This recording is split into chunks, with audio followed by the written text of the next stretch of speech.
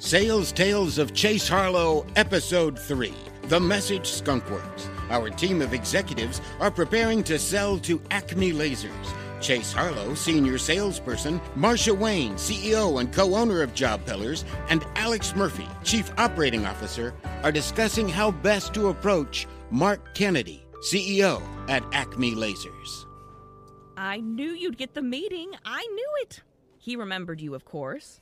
What did he say? He remembered me from a couple of classes. He told me that I'd beat his ass in a negotiation class exercise. I honestly didn't remember that, but he was really nice, and... Did we get the appointment? I was just giving a little background information. You're blushing. Mark will give us an appointment as a favor to me. Is he hot? I don't know. I haven't seen him in about 25 years. I bet he's hot. Yep, here's his Facebook page. He's definitely hot.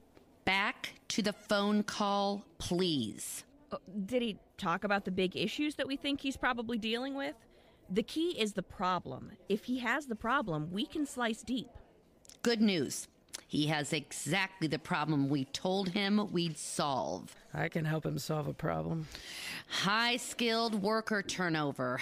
His numbers are even worse. It takes them 10 weeks to bring a new person up to performance standards, even with past skilled background.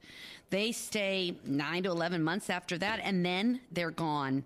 At best, he gets a year. That's great news. It's in our sweet spot. We can't make all of his problems go away, but the numbers are in our favor. And the bad news? Well, he thinks he already has it figured out. He's using a cocktail of different solutions and compensation to retain people. But it's not working. I know it's not working, but he doesn't. He was like this in business school. Smart, a little smug, stubborn. But he was good looking, right? And you dated him, didn't you? Can we stay on the point here? The issue is that he believes the best that can be done is about a year average for new employees. So he's satisfied, which he shouldn't be. He's written this off as an issue that can't be fixed, which it can. Okay, we have to break his beliefs. What do you mean, break his beliefs? What's your angle? We're going to truth shock him, scare him. It's hard to get people moving if you're just promising something a little better than what they have. Even when there is a promise of better than they have, companies always default to doing nothing new. He has to understand that if he keeps on doing what he's doing, he won't actually keep on getting what he's getting. It will get a lot worse. We join Chase and Marcia the next day as they are walking towards the IT department. I did some more homework since yesterday's meeting. Mark's way below his industry's numbers on tenure. If you include similar businesses that need similar employees, his competitors are running 18 months tenure compared to his 12. Over time, those competitors will eat his talent base. Why are we over here? Well, you, Alex, and I figured out the approach yesterday. Now it's time to get a bigger team. We need Iggy. Besides, I wanted to get out of the Jason, Shane, and Hank fishbowl. What's that sound? It's like someone's playing foosball? Iggy's IT's foosball champion. A dubious honor, I would admit. But while we're waiting... Why wait? Hey, Iggy! Can we get a minute? It's best just to let him finish. He really does not like being interrupted. Okay. Since we're waiting for... Remember when I said that you get sent to whom you sound like? Well, Mark's thinking like a director, not a CEO or owner. Okay, here's the thing. The program I'm working through talks about it like it's a layer cake. Bottom is managers. They worry about monthly numbers, working with the established vendors. They don't have much power for bigger buys. The director and VP level, they're focusing on hitting quarterly numbers and maybe corporate initiatives. But they make their decisions on price, quality, speed, and service. That's what all executives worry about. Jeez, where did you come from? I saw you and Chase walking this way. Knew there might be something interesting, so I followed you. I hate it when you do that. As I was saying, Alex, you're wrong. Not the top executive, the CEO or the owner. That layer of the cake focuses on the future.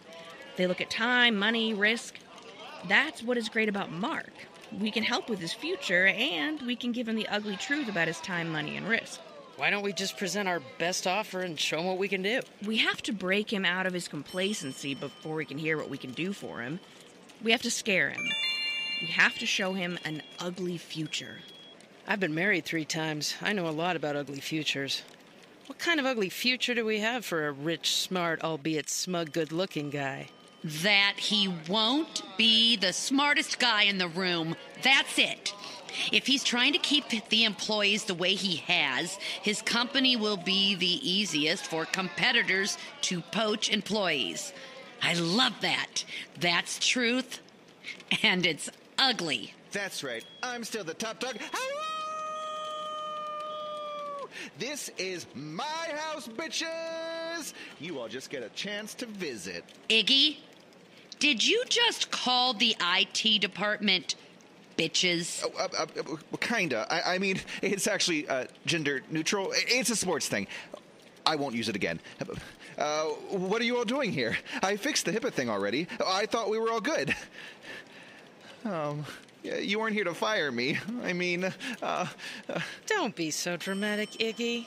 If you were getting fired, I'd come alone. I had Iggy do some research.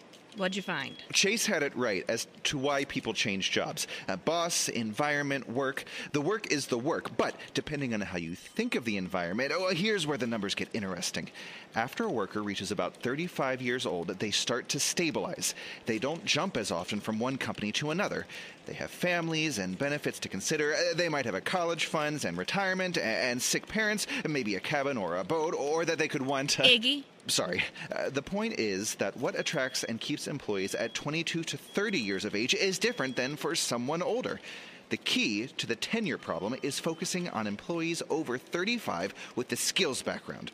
They are a little bit more expensive, but it's the other reasons that they stay. What other reasons? Let me tell you about Ben. He's a friend of mine. He was our dungeon master for some of our D&D campaigns. D&D? Biggest role-playing game in history. The greatest game of all time, Dungeons and Dragons. It was around even when you were a kid. Just tell me about Ben. Okay, well, he used to be a lot of fun. We do all-nighter campaigns for D&D, and he'd do all the voices of all the NPCs. NPCs? Non-player characters? Yeah. He'd go to Comic-Con every year dressed as a different hero, whichever one got the least time in a Marvel movie that year. He also handmade pizza rolls for our... Iggy! Ben. Right. Well, he got married and he had a couple of kids. One of them, Darren, I think, he has special needs. Ben would talk about insurance claims and HSAs. Then he'd get angry about finding doctors in plan. He had to fight for everything. Insurance, medications, time off, everything. His company just kept referring him back to the health insurance company or prescriptions or something else. It just gutted him. He's a good guy. And now he spends all of his time working and taking care of Darren and filling out forms or trying to get people on the phone. I feel bad for your friend, but I don't understand this story. The point is that he got ruined by the BS.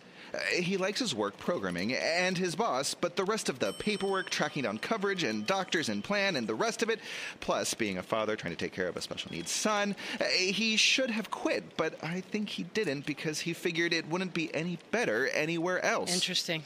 Yeah. Genesis Thermos employees love us because we do all of that. Same with Mercury Solvents. Employee concierge. I came up with the name. Why, you ask, doesn't Job Pillars do all the BS that Ben hates for other customers? But actually, we do. We just don't call it anything or sell it as a package. Mark doesn't see the labor future costs or the angle of how to keep the best. If we can help him get this right, he'll be poaching from his competitors and they'll be the ones paying for the training. I think we can get him there by leading him to the conclusion. Stable employees are easier to retain with full service benefits. Younger people jump for the money. More mature people jump because of the company hassle. It's all about the numbers. Iggy, get the numbers. I'll get right on it as soon as I beat this clown. I will own you, Iggy. The crown will be mine. Pretender! We join Jason, Shane, and Hank Dickman in Jason's office in a strained conversation. What is your point? She's working just one account, even though I've given her pretty clear instructions that She's not even showing up at the trainings. I mean, those sessions are what she needs. Chase needs to understand the chain of command, follow direction, and take the training. Oh, well, here she is. What's up? I have the Acme presentation to finish. That's what we wanted to talk to you about. Why didn't you bring that deal to me for us to work through together? You and Hank want lots of calls and lots of sales of whatever size we can get. I want to get 300 to 500 employees at a time. You and Hank want me to call on companies like we have now, 30 employees, 10 times the work with no higher close rate. Chase, we talked about this. More calls means more appointments, means more sales. All the salesmen I've trained know that. Okay, Hank. If we're going to have this out, then let's have it out. I don't think you have ever closed a big sale. I don't think you know how to do anything but teach people tired, old-school tactics. What's the biggest sale you've ever made? Oh, I've worked with lots of companies. No. Big Hank the Crank Dickman, master consultant. How many? No, that's not how it works, all right? It's about creating a pipeline. How many? A pro always knows their biggest sale ever, so you have to know what yours was. What? You check my records and awards. I'm sure you're going to... Please. This isn't productive. I've asked for this meeting because I'm concerned. You think you're going to silver bullet save the company with one sale? All respect, I can't have all the company's eggs in one basket, which is my basket. Jason, we don't need more sales. We need more revenue, and that comes from lots of smaller and mid-sized sales or from a few much bigger sales. I'm not focused on sales. I'm focused on revenue. Well, see, that's where you're thinking about things all wrong. Revenue comes from more sales. Not a few bigger sales. Just went over this with Jason and Shane. Really? With all of your big sales background? Do you have any big sales in your background, Regardless, Hank? I'm going to take over the Acme account. Hank and I will work that account and see if we can't get it closed. But I have my team, our approach, our executive sponsor, and we're finishing up the pitch. The messaging is going to be shaped differently for this, not our standard pitch. You can't take this deal. Besides, you know it's not just my deal. It's Marcia's, too. You have a team. Who is it? Alex, Iggy, Marcia, and me. That's a good team, and an owner is on that team. Let's run with it as is. It'd be my advice. No, Hank. I am comfortable with Chase and her team. If they want it, they should have it. But Chase, if you don't land it, you'll be selling our way. I'd like to make the final decision on what we... Chase, you can go to your other meeting. I'll catch up with you a little later. I don't understand. I thought you were going to get Chase back with the program. She's completely off the rails. I mean, it's worse than I thought. If she... Guys, this will work out in the long run. I've known Chase for years. She is strong-willed, and she is very successful for this company. She's earned the right to run on her own on this. If we push Chase in a corner, she'll fight. If Chase puts herself in the corner, well, she keeps her promises. She'll follow the new approach. Will Mark Kennedy stay more than 10 minutes into the meeting? Do Chase and her team have what it takes to make this presentation compelling? What happens to Chase if the sale doesn't close? Stay tuned for episode 4 of the Sales Tales of Chase Harlowe. So episode 4, Finding the Sledgehammer. I love that title because that is so true when we're looking for that message or that impressive commentary to our prospects or our buyers. What is it that's going to capture their attention? And the buyers buy solutions to big problems. And the big challenge is they don't really know what the big problem is. And so they're working through that messaging that's going to make a big difference. Everybody's jumping in, and I want to make certain there was a jumping in, that there was this confusion and debate about what is the message. They're really guessing at what is the message that's going to affect Mark. Will he respond to this because they need his buy-in? And the idea that they get to is this delta and difference in timing, and the ugly future is really the problem that they've got to solve. And understanding that the problem and urgency actually is what's going to affect price, and they needed that bigger buy. Behind the scenes, we know that folks at Acme Lasers are dealing with now three big problems. They've got the board meeting coming up, and it was important to make certain that was integrated into the issue of speed and more completeness to the solution. So that's why we have people behind the scenes at Job Pillars guessing, and they're guessing and trying to do the best they can and research it up to do what it is they believe Mark's big problems are. So we're going to go back to Acme in the next episode and talk a little bit more about what they're doing to consider their own problem.